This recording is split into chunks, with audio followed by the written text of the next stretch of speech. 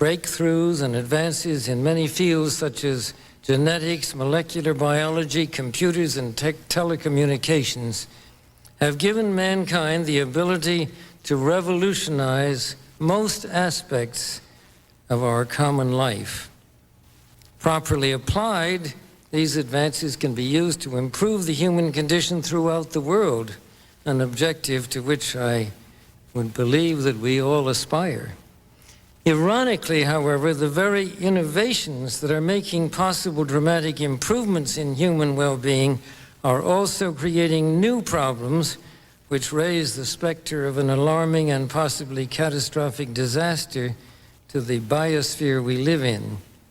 And herein lies the dilemma that we all face. Let me illustrate. Improved public health has caused the world's infant mortality rate to decline by 60% over the last 40 years. In the same period, the world's average life expectancy has increased from 46 years in 1950s to 63 years today. This is a development which, as individuals, we can only applaud.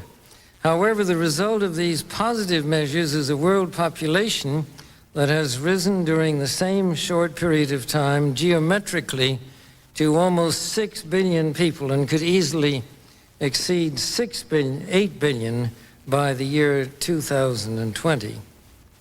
The negative impact of population growth on all of our planetary ecosystems is becoming appallingly evident. In particular, the rapid growing exploitation of the world's supply of energy and water is a matter of deep concern, and the toxic byproducts of widespread industrialization have increased atmospheric pollution to dangerous levels. Unless nations will agree to work together to tackle these cross-border challenges posed by population growth, overconsumption of resources, and environmental degradation, the prospects for a decent life on our planet will be threatened. The recent UN meeting in Cairo is appropriately focused on one of these key issues, population growth. But the controversies which have erupted at the conference illustrate the problem of coming to grips with issues that are deeply divisive and which have a profound moral dimension. The United Nations can and should play an essential role in helping the world find a satisfactory way of stabilizing world population and stimulating economic development in a manner that is sensitive to religious and moral considerations. Economic growth is, of course, an inevitable corollary of a growing population and is essential to improved standards of living. But without careful coordination, unrestrained economic growth poses further threats to our environment. This was a major subject of discussion at the conference in Rio de Janeiro on the environment 2 years ago. The focus then was on sustainable growth and global development. It was pointed out at the conference that growth is most efficiently managed by the private sector, but regulation of the process by national governments and international bodies is also needed. And once again, the United Nations should certainly be among the catalysts and coordinators of this process.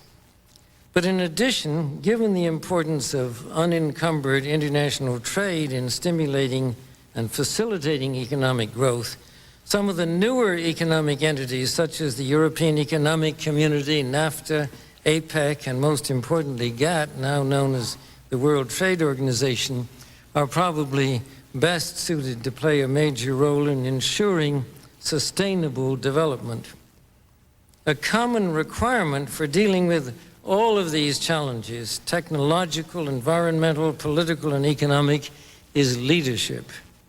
Leadership coupled with mutual trust and understanding.